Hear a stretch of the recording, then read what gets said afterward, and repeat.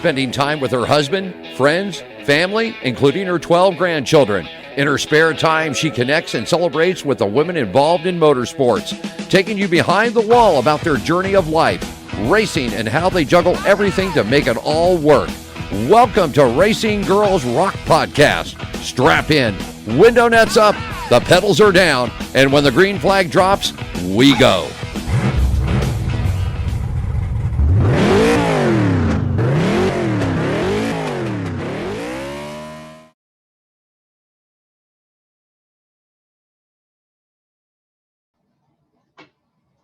Hello, everyone. This is Melinda Russell with Racing Girls Rock Podcast, and I am super excited today to have as my guest another podcaster. And Chrissi Luttrell is a podcaster on Fast Lap Podcast. I wanted to get that right. She and her friend Deb do that together, and we're going to learn about Chrissi today. We're going to find out her story, how she got interested in racing, and all about her podcast and how you can follow and listen to her as well. So Chrissi, welcome to the show. Hi, thanks for having me. Yeah, absolutely. So Chrissi, I want you to just start by just sharing what you're comfortable with about your family, where you live, and what you have interest outside of racing. Okay, well, I am Chrissi Luttrell. I live in Florida. I'm about an hour south of Daytona, so I get to claim Daytona as my home track, which it's awesome because so many people, I didn't realize how many people have it on like their bucket list. Like I understand the history behind Daytona, but with it being kind of right there, seeing so many people on social media that talk about it and just like they've never been there, it's like, wow, I'm lucky to have a track so amazing, technically in my backyard. So I have two boys, Ronan, who's 5, and Easton, who is 7. Ronan is huge into NASCAR. Easton, he could care less, but he goes to the races and he enjoys it.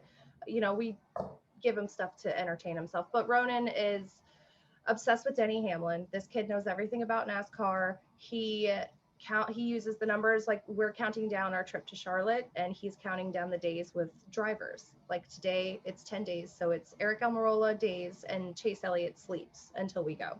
Oh, that's very cute. Yeah. We practice math with NASCAR drivers. We came up with this thing. I'll ask him like, you know, what's 5 plus 4? And he'll answer Chase Elliott. Or I'll be like, what's Chase Elliott plus Denny Hamlin? He's like, Eric Jones. So we have our own little math thing going on to kind of help with that. He's actually going to be starting in quarter midget racing here within the next year. We're literally just at the beginning researching. We have a quarter midget track about 15 minutes from us. It's Space Coast Quarter Midget Racing Association. It's in a place called Valkyria, Florida. We took him to his first race to check it out a couple weekends ago, and he was hooked. I mean, he's been hooked, but showing him kids his age racing, it like clicked. So that's going to be happening hopefully within the next year. My husband's name is Joe, and he's the one who actually got me into NASCAR. I have been into racing since I was about 13, but it was drag racing because my older brother, he's 3 years older than me, but we've always been really close. His first car was a Mustang. His second car was a GT. So I kind of got into, we shared friends, more so me hanging out with him and his friends. And I would eventually bring my friends in the group, which was kind of funny because some of my friends ended up dating some of his friends and it was really cool. So I grew up hanging out on most weekends in my brother's friends' garages when they built their cars for the drag strip. So our local drag strip is Orlando Speed World. And we would go during the week, we'd go out there. My parents were, trusted him with me. So I'd go out and hang out. And thought it was the coolest thing ever. So I was like, I want to do this. I never saw like any girls at the track racing. They were always there as like the girlfriend or, the sisters. So I was like, I can do this. So I got into it. I never did anything more than just occasional fun racing, although I wanted to. I told my dad when I was 15, I wanted to go. I didn't even know where to start, but I was like, I want to go to drag racing school. And he's like, no. So that didn't happen, but whatever. So I grew up with NHRA and going to all the events and car shows. And my first car was a Firebird. I thought it was so cool because I had the T-tops. It was a 98 Firebird. I called it the Fire Chicken, which is a common nickname for it. And now I've gone through Mustang. I had a GT 40th anniversary GT. I had an 03 Cobra, and now I have an 04 Celine that her name is Gigi. And then, like I said, my husband got me into NASCAR. We actually met through the whole drag racing thing because he has an 03 Cobra. He actually lived in the apartment complex where me and my brother lived, and because we lived together for a while, and we just all became friends through the Mustang thing, and it was kind of cheesy. We had like our own Mustang club. We started this group where we live called, originally it was Muscle Mustangs of Brevard, and then it kind of grew into Brevard Mustangs, and we had car shows, car meets. We had a whole forum online. So I was deep into cars ever since before I could drive. So my husband and he started showing me NASCAR. I had seen it here and there growing up, but like I said, I was more into drag racing. So I was like, I just didn't understand NASCAR. And I think the first race I watched through completion was when Chase Elliott won his Xfinity championship. And when I found out I was like, who is this kid? And found out he's from Dawsonville, Georgia, which I have family in Cumming, Georgia, which is the town pretty much right next door to Dawsonville. Yeah. So to me, he was the closest thing to a hometown driver. And I was like, heck yeah, that's my driver. And then the more I've watched him grow and progress as he went into Cup, I just really grew to like him as his personality and drive for the sport of NASCAR. And, unlike what most people think when a girl likes Chase Elliott, I do not like him for his looks. He is a good looking dude. Good for him. Great. Right. Not my thing. So it's kind of when people ask me who my driver is, they tend to roll their eyes, and I'm like, hold on, let me give you the story. It's actually a legit reason. Mm-hmm. So yeah, that's kind of how I got into NASCAR, and that's where I'm at. I'm a newer fan, but I feel like I kind of have that perspective from someone who's not been there from the beginning to kind of look at the past, take what's going on, and kind of see where it's going. So yeah. That's interesting. Excuse me, because people roll their eyes when I tell them my favorite driver, that's Kyle Busch.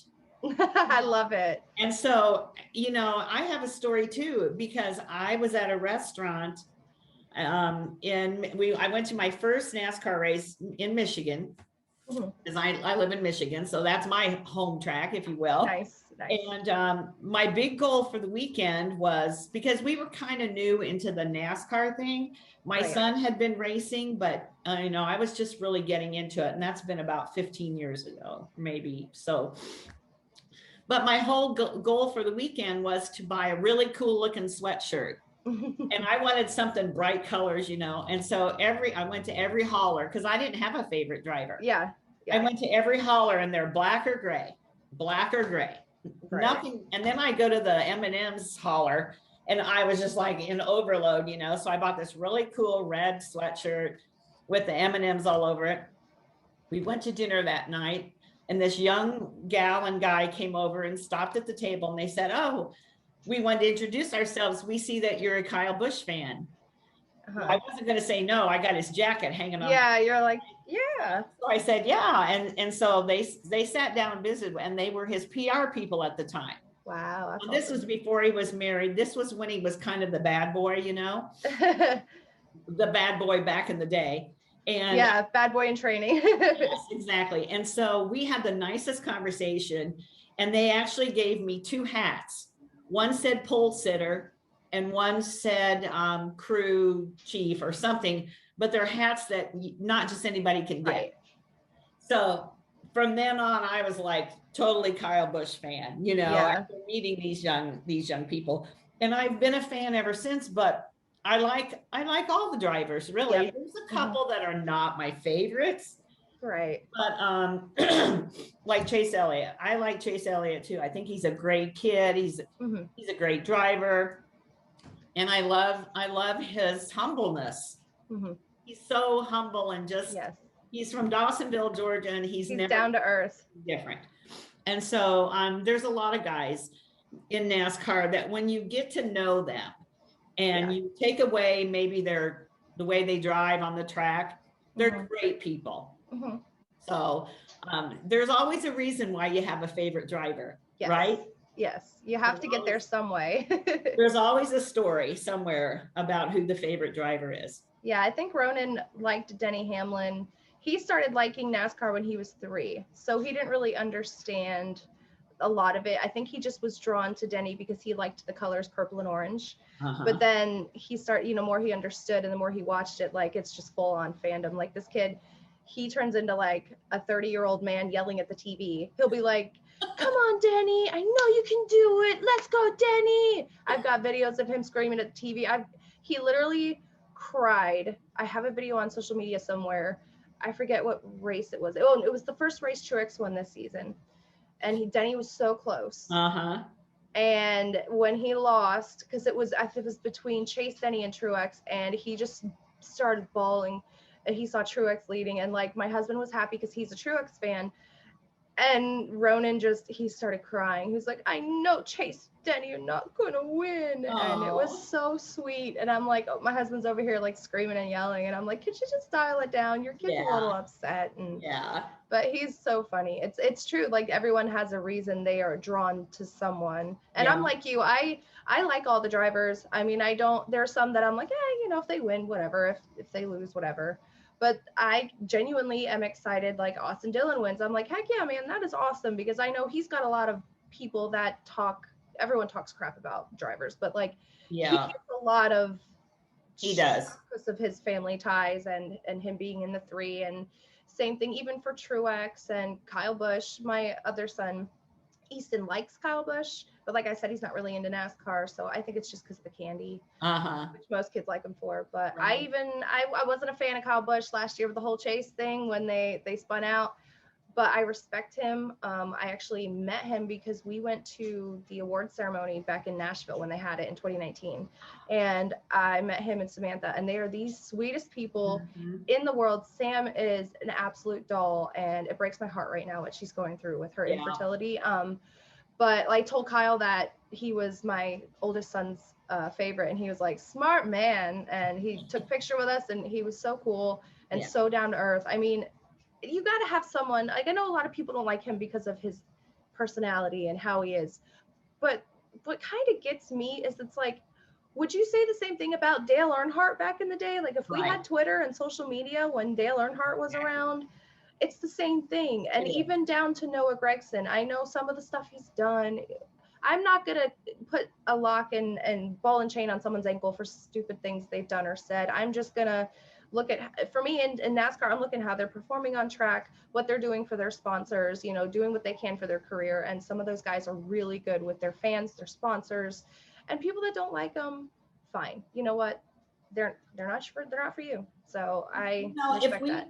If every driver was Mr. Nice Guy, right, it'd be boring. Exactly. We've got to have somebody who's kind of shaking things up and like Noah, I like Noah. I love the way he drives. He's so passionate about what he does. Yes. And so how can you not love that about a young guy that's in motorsports? And he's done and said some stupid things, but he's young. If he wasn't well known, nobody would care. Right. And he's unfortunately in the spotlight at that age where you're growing up and you make mistakes. How many times we as, teenagers back in the day growing up and have made mistakes, done dumb things. And if we were in the spotlight, we would get ripped apart too. And the whole social media thing itself is just it's a good and bad thing because so many people have so much access. And I see drivers, there's a lot that are really interactive with their fans. They follow, they talk. You got like Anthony Alfredo's great. He talks with a lot of fans. Joe Graff Jr. went on a following spree last year during the pandemic, trying to make people happy during this craziness. And Spencer Boyd's another one who's great, who interacts and talks with people. And a lot of, you see so much negativity, especially on Twitter. I do a lot of my podcast and NASCAR stuff on Twitter because I try not to flood Facebook too much because I have a lot of family on there and, coworkers. So I'm not trying to drive them nuts. They get enough Snapchats when I'm at races and hear about it at work. I've got the little one, I forget the size, 184 or 181. Sorry, that's my washing machine. The little cars. And I had one when I went to work and I put it next to my computer desk at each random desk I would sit at because I work in the chiropractic office, but we treat auto injury. But I do X-ray, therapy, front desk, front office. I do everything. And so one day I came into work and they had taken all the chase cars and taped them to each computer at the top, and they put up with all my NASCAR rambling. I've actually gotten some of them interested in watching it because of it. So I feel like You're doing your the part. Lord's work here, trying to spread the good word of NASCAR around the office. But yeah, it's hard because people are so opinionated, and it makes me feel, I'm so empathetic for people. Like when I see someone getting torn apart, like yesterday, poor Natalie Decker, the girl's just trying to figure out herself, and people are ripping her apart. I know. We've had her on our show twice. We've talked to her a few times. She is an absolute sweetheart. Mm-hmm. My kids met her. My oldest one, Easton, ran up to her at Daytona one day, gave her a hug, and she just spent time with him. He has like the biggest crush on her. But it's just it's so unfair. Like we're just trying to figure out their lives. Right. You know? If people were looking at you the way you look at them, what would they say about you? Yeah, look in the mirror. You know, Natalie and her family have become good friends of mine. Yeah. And I've interviewed her several times and spent time with her mom and Aunt Sue at the races and different things. And you know, give the kid a break. Right. I mean, come on. And you know, Sheldon Creed's getting so much crap right now too about his post about the $15,000. And it's, I know. You know, there's a lot of people that do not understand the backside of racing, the inner workings of getting those sponsors and what it costs to put that car on the track. People just, you know, and I tell people all the time, even at small races, you know, like I go to Kalamazoo Speedway. That's my home track. It's right here. My granddaughters race there. If, you know, go and be part of a pit crew just one night. Right. Go at noon when they get there at noon. You don't show up till 7:00 when the races start. You don't know what they go through. Go and see what it counts. You know, go to the tire barn and pay for the tires. Right. You put yourself in those spots.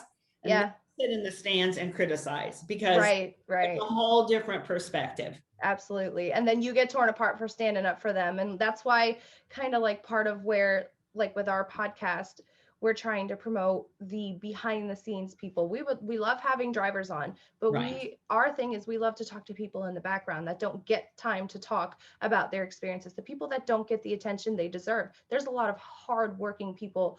You don't know their names. You may see, like, I like how I can't remember. I think both NBC and FS or Fox have been trying to do like the pit crew stars and you know, focus on that, which is great. And we actually found our guest Liz Prostella through that, because I make notes of when I see I text Deb immediately. I'm like, we got to have her on, or we got to have him on. Liz has become one of our good friends. We've had her on a couple times, and we're actually going to meet up with her when we go to Charlotte. And it's just the amount of stuff these people do that you never hear about is mind blowing. This girl, Liz, could run the show. She's incredible. And that's our thing, is we want to bring voices and bring appreciation and respect and open the people's ears and eyes to what does go on behind the scenes. Because it's a lot more than just race day, pit strategy, crew chief, pit crew, drivers.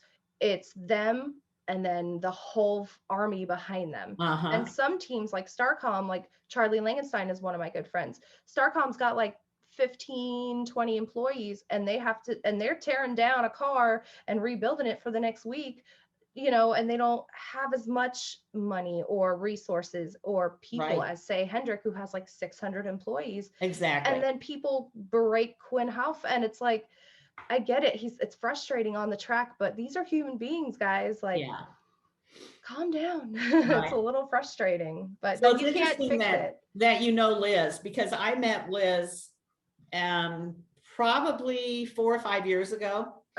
And she was working for Chris Busher's team. Yes. And we met her at Michigan, and I had found her on social media. I had interviewed her way early on in the magazine. So I do a digital magazine, and she was one of my very first stories. Then I met her in person. We've hung out together, well, before COVID, a lot when I was going to the races. And she's just a tiny thing, and you wouldn't think she could throw those tires around the way she does. And like you said, she's just an amazing young woman. She has her Torqued company with her clothing that she's developed, and you know, to move from California all the way across the country. I think she was 18 or 9, I don't know, she was young, and leave your family. Yeah. That's pretty impressive for a young girl, especially. So there's so many. Brianna Daniels is another one. We've reached out to her. We haven't heard back from her. I know she's actually gotten really busy after they featured her. Yeah. So we're like, that's cool. We'll try her again a little bit. Yeah, like, don't stress. she's a great interview. And I'm like you too. I want to talk to just like you. You're not a driver, but I want to know, what are you doing? How are you promoting NASCAR and racing and women? Because you're a big supporter of women as well as, the other people behind the scenes. And there's just so much to it that people don't know. Exactly. And that's it too. I like starting the podcast. So I know we mentioned that earlier and I kind of got off track. So I'm going to kind of like tie it in. Circle back. Yeah, the circle back. Yeah. So I wanted to kind of start, originally I was thinking of doing like a blog or something, because I was stay-at-home mom for a few years. I had to leave my job when I had Ronan. Daycare and income was literally at this, and there was no point in working when my entire paycheck, but maybe $50 was going to daycare. Yeah. So I wanted to do something. I didn't like I loved the whole mom thing, but I kind of feel like I lost part of myself. So I was like, maybe I'll do like a blog because, I have the boy mom thing going on and I'm into racing, but I just can't get the time to sit down and dedicate to building a website, writing material. I did some writing from my friend Rob Tiongson, reached out to me from the Podium Finish and had me come on as a writer. And I did a couple articles, but I just never have the time to sit down and write. And I was like, well, if you couldn't tell, I like to talk, which is weird because I'm actually really shy. Like when I go to races, I'm always like, I don't want to bother them. My husband's like, they're literally here, go. They know, they expect it. But I like to talk, and I like to talk about racing and everything. So I was like, I think I could do a podcast. And Deb had reached out to me. She did an article. She writes for a website called tehben.com, TEHBEN.com. Don't know how the name came out. That's her thing. But she writes for them, and she reached out she was doing an article on women in motorsports and like fans, because there was a time, and it still is that way, where a lot of female fans were kind of picked on because, again, like I said earlier, they tend to think we're in racing because the guys are cute and oh my God, look at his butt in that fire suit. And it's like, no, there is a large amount of girls that are like that. And I see that all over social media, but that is not me. That is not Deb. And we know she grew up in NASCAR. So like you said, she's got a different background. She's a fun interview too, because she grew up going to races with her dad. So she was always kind of given that stereotype. So she reached out to me. She wanted to get, ask me a couple questions about being a fan and stuff like that. So we kind of became friends. We messaged back and forth, and I immediately felt like we got along really well. We kind of had the same views on a lot of things. We would message privately, through DM and stuff, because God forbid you vocalize your opinion on Twitter. It's like, watch out. Oh yeah. So we just became friends. And then in my head, I was like, I bet she would be cool to do a show. It's so just, I was like, hey, you want to do a podcast? And she was just like, okay. And that's literally how it started. And we spent like a week and a half trying to figure out a name. It was so hard to get a name because everything we came up with that didn't sound super tacky and stupid was taken. We would we had like a list of like 20 to 30 names, and we Googled all of them. And I think the one that we almost chose was I think it was like Beyond the Checkered Flag, or something with like the heels in the high line or something like that. But then I was like, that almost is too tacky, because we don't want to play on the women thing, because we don't want it to come across like, oh, look at these ditzy girls, they're talking about heels. And so she was like, what about Fast Lap? Because Jesse Punch's show, the Pace Lap, is close, but it's not the same thing. And I was like, sure. So we kind of settled. We started out, we still call it kind of like Fast Lap with Chrissi and Deb, but it's also Fast Lap Podcast. It's the same thing. Yeah. So that's how that started. And we were such a mess when we started the show. We didn't know how to record. We didn't know how Zoom worked. I just assumed it automatically recorded and everything would be great. We've never met. And the only time we ever did a talk where we were actually talking and not texting was a couple hours before our first show. We did a Zoom call to test it out, and that was the first time we met. and the first show was a hot mess. It didn't record. I had to use my phone. I had to have my phone sitting next to me, audio recording, and then I had to take that audio recording, edit it, and it was the most embarrassing. You're where everybody's been. Yes. I get it. It was awful, and I was so embarrassed, and I was like, "This, no one's gonna listen to this crap." Sorry, but it's true.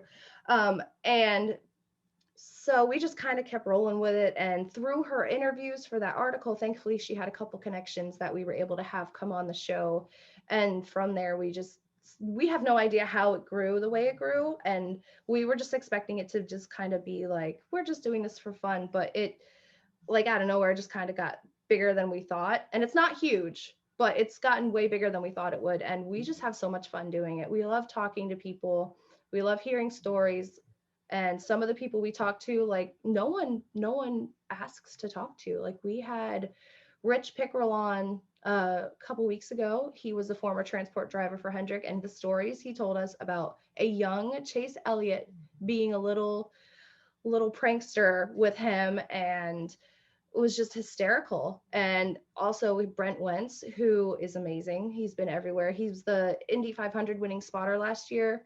So he's another one who's amazing, a wealth of stories, a wealth of knowledge, and no one has these guys on, and we're just like, we're tapping into this gold mine of history. And like, yeah, we want to talk to people that are current, but also like the past and the background. That stuff is what we find is interesting. That's the stuff you don't hear about, like the sitting around the table, sharing a beer, sharing stories type of thing is our vibe. Like my inspiration for where I wanted the podcast to go was the Dale Jr. download, because I love how he just has people on and everyone's comfortable, and you feel like you're sitting at a table with a group of friends, reminiscing, and that's how we like to put the show, and it just naturally goes that way. And I just love where it's at right now. Yeah. And so when you were talking about the people behind the scenes, I listen to a lot of podcasts, and the Dale Jr. download and Door Bumper Claire are two of my favorite. I laugh out loud at some of the things, and I absolutely love both of them. But the whole Lost Speedway thing, look how that took off. And so I was listening to a podcast last night, and it was one that's more regional. It's not something that's NASCAR necessarily related, but they were talking about NASCAR, and they were talking about the same thing.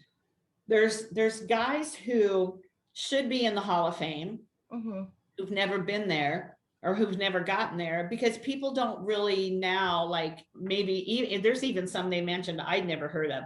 And they were talking about the same thing back in the 50s and when NASCAR originally started. There's so many good stories, but nobody's really gone there to talk to. And some of those guys are gone, but there's somebody that would know them or know their story. And they were talking about, they really missed a chance during COVID.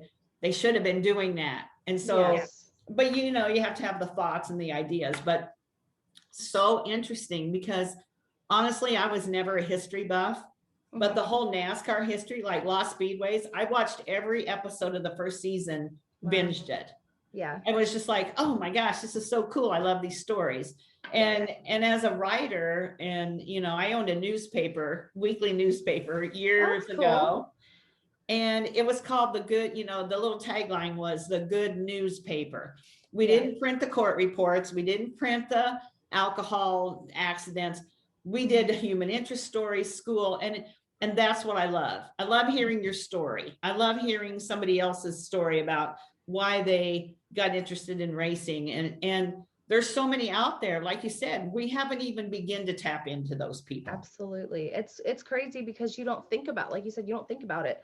And we actually got to have Brent on because Liz suggested him. So she was like, you've got to talk to Brent Wentz. He's wonderful, which, by the way, he owns Days Gone By Vintage Apparel on Etsy. So if you ever need any vintage shirts, check it out. It's Days with a Z, Gone By. I promote the heck out of it because he's got wonderful stuff. He's a wonderful person. We love him to death. But then through that, you get to meet more and more people and get to know more. And you know, aside from background people, we try to get the women on, of course, because we are a women podcast. I came up with the hashtags. I'm trying to make it a big thing. So if women get into NASCAR, they can maybe look for a hashtag and realize there's people out there. So I started hashtag Women of NASCAR just as an overall drivers, team members, industry members, fans, anyone who is looking for people that are accepting, because it's still like that where you're going to get, there's a lot of people that accept, there's a lot of people that don't. And it's like that in a lot of areas. So, you know, working on that, but like we've had Amber on, we've had Natalie, we've had, we're going to have Gracie Charter on next week. Yeah, she's awesome. And she was actually supposed to be on last week, but she got stuck at the shop. So we rescheduled, which no big deal. It happens. Life happens. Yeah. And that's another thing is we try to be really flexible because we get it.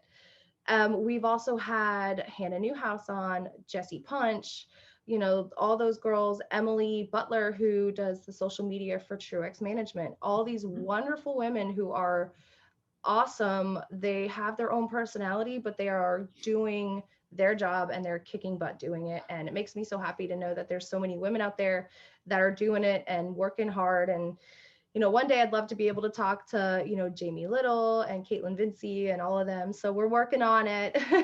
You just have to reach out. I didn't do Jamie Little. You just have to reach out. And Brittany Zamora would be another great interview. Oh, we actually did. We had her on.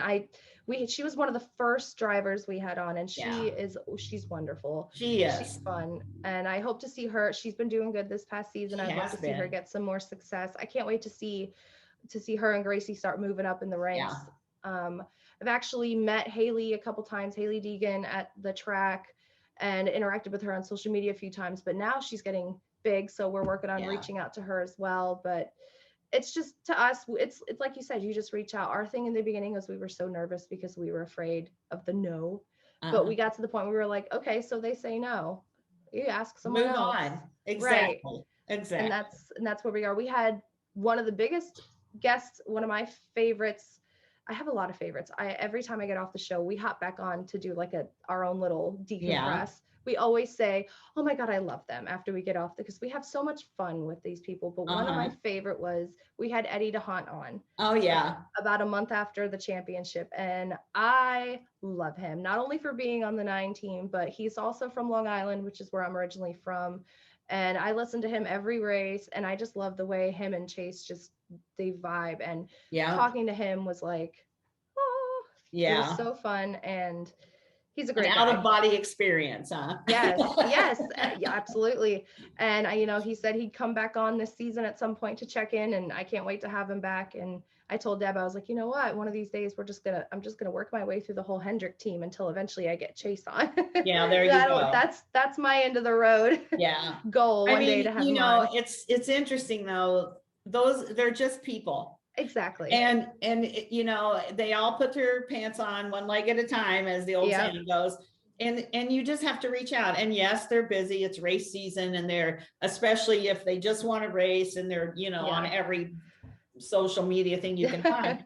but you just have to reach out, and you never know. And I've had people that I've reached out to, and they're like, Melinda, I'd love to, but I just can't do it right now.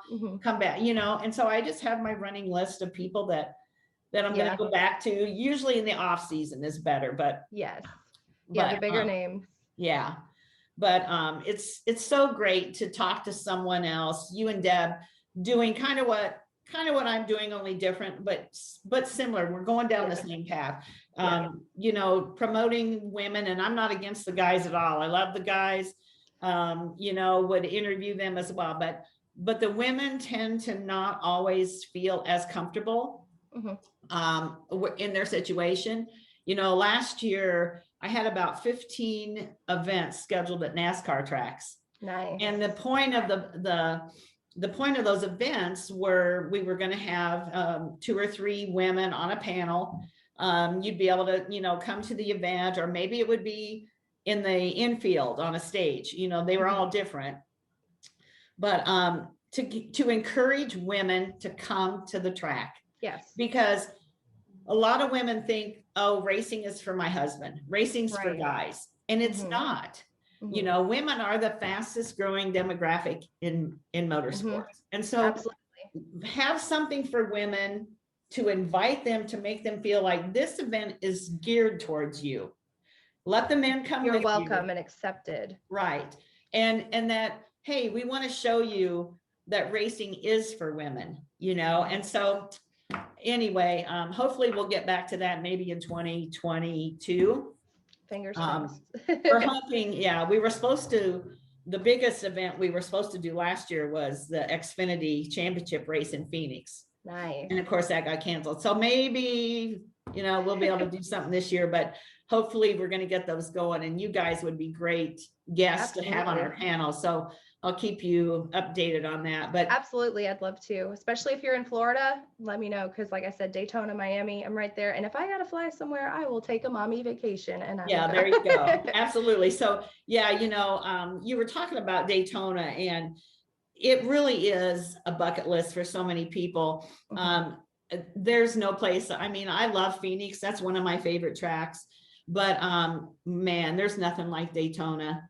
And you know, we sat in the stands the first year we went for part of the time, then we were in the infield the other part. And you know, the stands are great, but I love the infield. Me too. I'm the same way. I love it's the energy, because for me, I love feeling the teams running around, the excitement you hear in the cars. We've gotten garage passes a few times for different reasons. And it's just for me, sometimes I like the times we've gone, I just stand there, and sometimes I just watch the chaos and watch them work. And it's just so, it sounds weird, but I know you'll appreciate it, but it's beautiful in its own way. It's a beautiful chaos to see this machine of NASCAR and all these different teams doing all their different things, and the drivers, and I just love being there. I told Deb, I was like, one day when COVID's lifted, like we're going to Charlotte, we're actually going to meet for the first time at Charlotte. We skipped the whole meet in person thing. We're just going to go meet, and we're renting an Airbnb together. We're going to live together for a whole week. Me, my kids, my husband, her and her husband. Nice. And so we're hoping by like 2022, we can try to do some kind of like, you know, event thing and hang out with some of our friends on the teams. And I'm just looking forward to being back at a race. I've never been to Charlotte, never been to any track outside of Florida. So I'm looking forward to that. Oh yeah. And I totally understand what you mean. The infield is its own life, and the grandstands, they're great when you want to just sit and relax.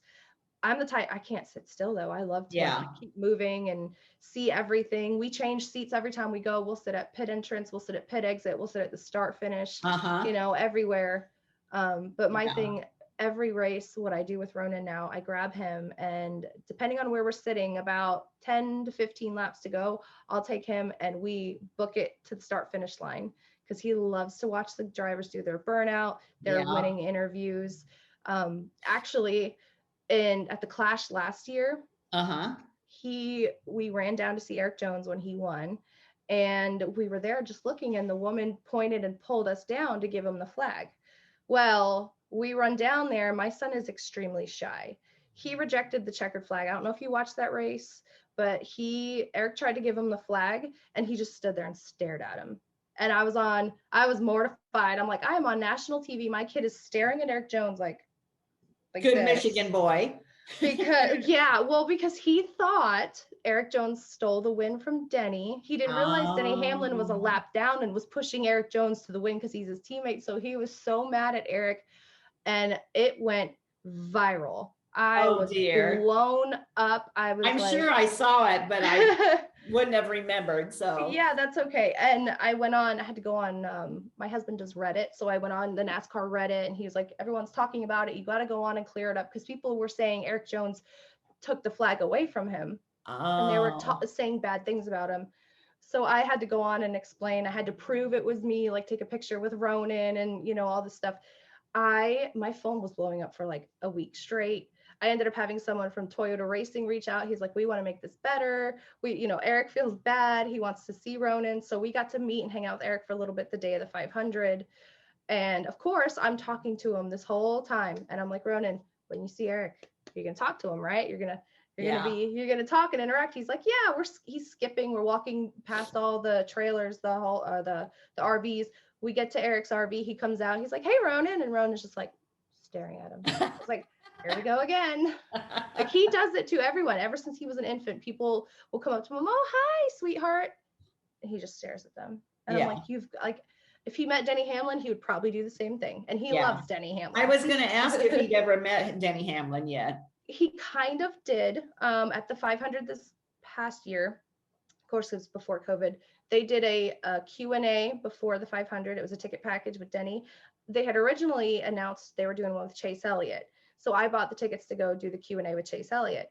The next day they announced Denny Hamlin, and being the mom, I was like, okay, I need to get the Denny Hamlin tickets. I can't do that to him, you know? So I worked it out with the people at Daytona that we traded in the tickets. They just did like an even trade. And we went to that. We got there super early. I took he's got the Daytona 500 winning car from when Denny won the 2019 Daytona 500. You push a button, it plays audio from the in-car when he won. That's it's awesome. Really cool. Yeah, it was really cool. So we took that, excuse me.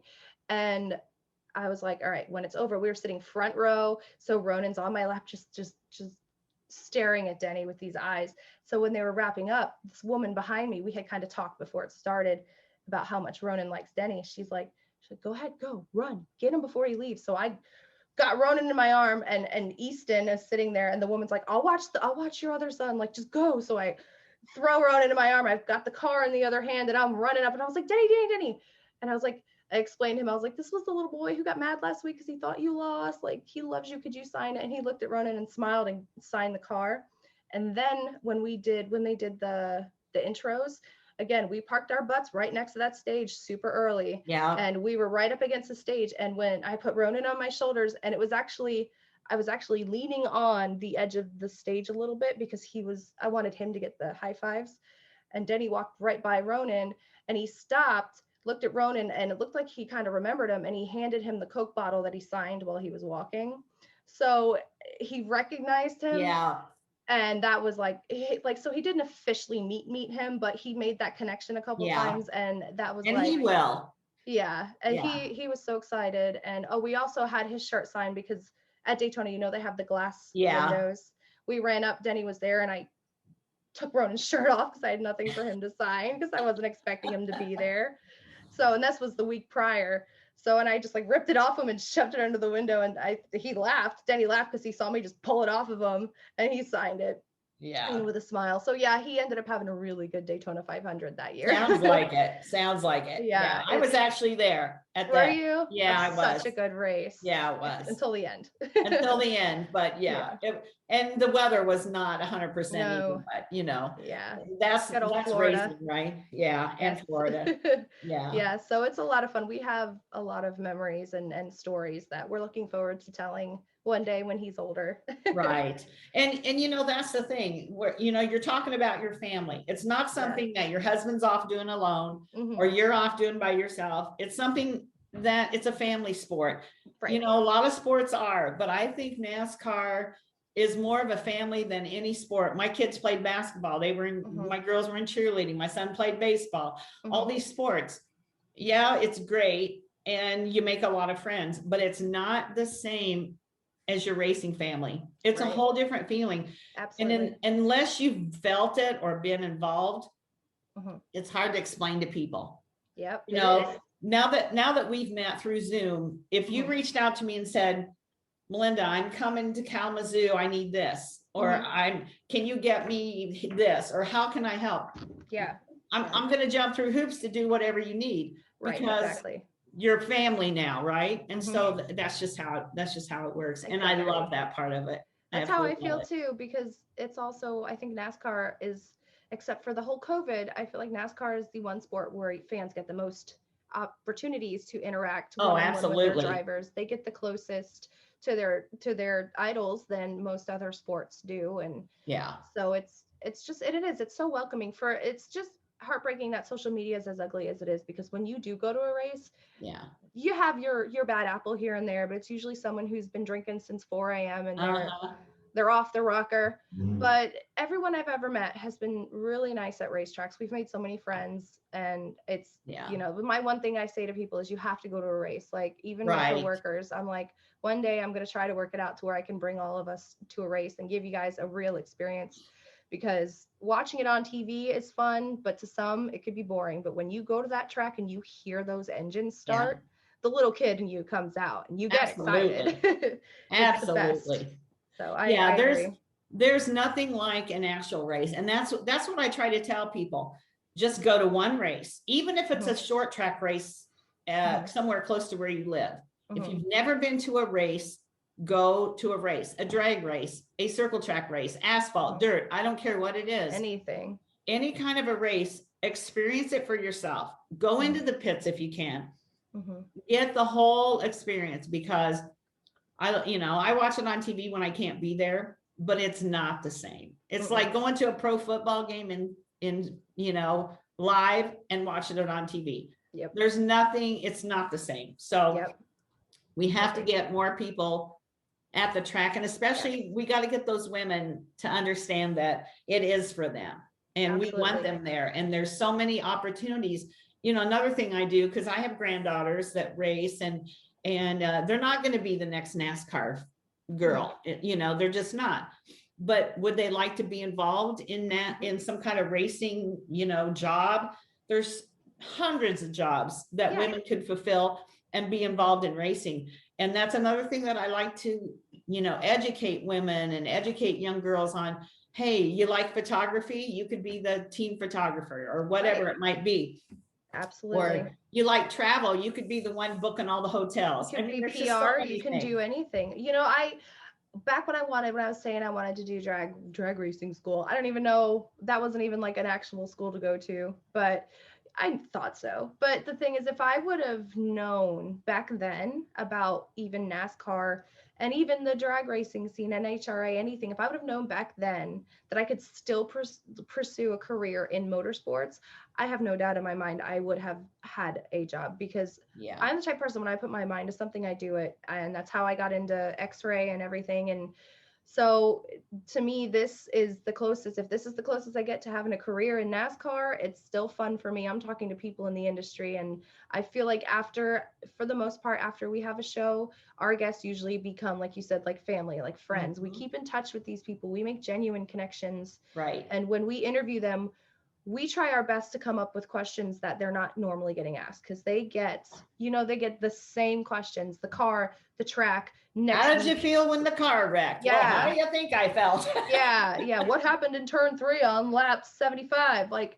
they get that question enough. So we really spend time coming up with questions that are about them as an individual, their background. We want to bring those stories out of them. Most of our favorite questions are like, what's one of your favorite memories? What's a lesson you've learned? What's the funniest thing that's happened in the car? Or, something that gets them loosened up. They realize we care about them. We don't care about their title, so to speak. Exactly. And for the most part, we find that a lot of people appreciate that and have a good time. And that's how we've become close with so many people, because we have a good time, and we just like to talk like humans, not, you're, like when Eddie was on, it's like, oh, you're Eddie DeHaan, which, and of course, in the back of my head, I was like, this is really cool. But I was just so interested in talking to the human being and getting to know him and his history. And and you're building relationships. It's not about who they are or how famous they are. Right. You're building relationships. And like I said, they're all people. Exactly.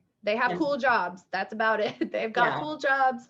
A lot of people know their name, but at the end of the day, they're human beings. And that's, like I said, that's why I feel for these drivers that, when people are hating on them and booing them, and I do too. People like Kyle Busch thrive off it. So, when he gets booed, I'm like, yeah, good for him. It's just giving him more fuel to perform better. But somebody like, Anthony Alfredo, when he has a mistake on pit road and people are tearing him apart, I'm like, that kid is like the sweetest dude, sweetest guy. He cares so much about he's just grateful every race that he was in a car in the Cup Series. And he's always like, I'm going to do better. This is what I'm going to improve on. And that's a lot of what I liked in young Chase Elliott. And he's still to this day, Chase is always talking about what he did wrong and what he can improve.